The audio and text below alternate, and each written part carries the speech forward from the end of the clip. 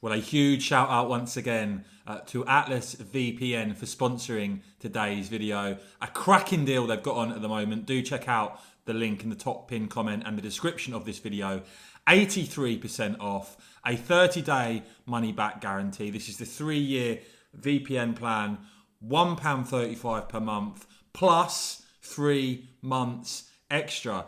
So many features that you get with Atlas VPN.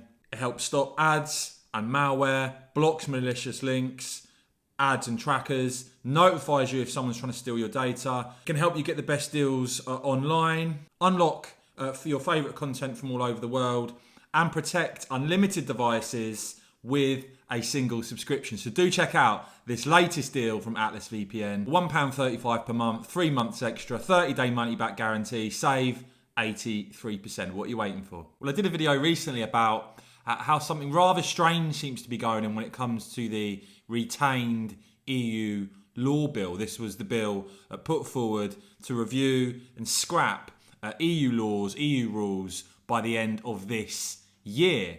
Now, don't forget, Rishi Sunak previously, having made the pledge that if he became Prime Minister, within his first 100 days, every EU law in the statute book would be reviewed and there'd be a new Brexit delivery unit. Now, he seemed to sort of go away from some of those pledges, but the fact is that the retained EU law bill did go forward and was backed in the House of Commons with a chunky 59-vote majority. Of course, things then go to the unelected House of Lords. And that's when you saw Conservative peer Lord Moylan actually highlight the fact, he described it as a huge and inexplicable setback for Brexit, that the retained EU law bill to bin off EU rules by the end of this year, vanishing from, it seems, the schedule of the House of Lords. You also had Christopher Hope reporting on what looked to be some sort of rebellion in the Lords, and we've seen this time and time again on Brexit, of course,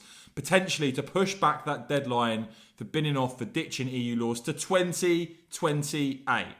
So what the hell is actually going on here? Well, reports over the weekend in The Observer that the government are actually retreating from this bill plan to ditch EU laws, that a climb down could now be on the way because Lords are threatening to rebel on this. And just to reiterate the point, this has already been voted for by a 59-vote majority in the House of Commons, yet we have this ridiculous system where the government may now surrender on this because of the unelected Lords.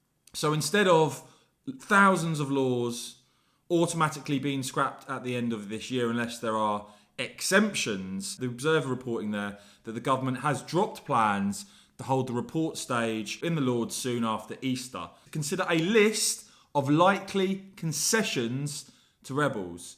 No new date's been set for the report stage, and now the bill could be looked back by months, possibly now even beyond the next general election. And the senior Tory peer there, with knowledge of recent talks with the government there, quoted as saying, "What I can tell you is that discussions are going at the highest levels. Ministers are aware that if they do not make concessions, then there is the prospect of the government being defeated."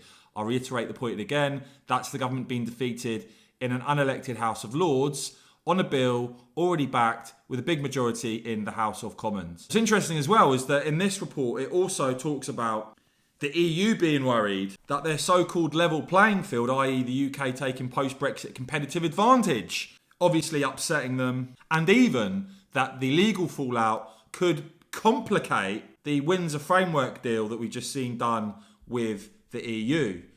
Now, I suspect what's really going on here is that despite Boris Johnson and Liz Truss and Jacob Rees-Mogg and a few other notable exceptions voting against the Windsor Framework, I expect the Sunak government are massively emboldened by the fact that the rebellion against the Windsor Framework, the number of Tory MPs that actually voted against it was so low, and so they think they can now get away with pretty much, it looks like, disregarding at the moment this Brexit bill to ditch EU laws. As the Conservative peer Lord Moylan puts it, pathetic.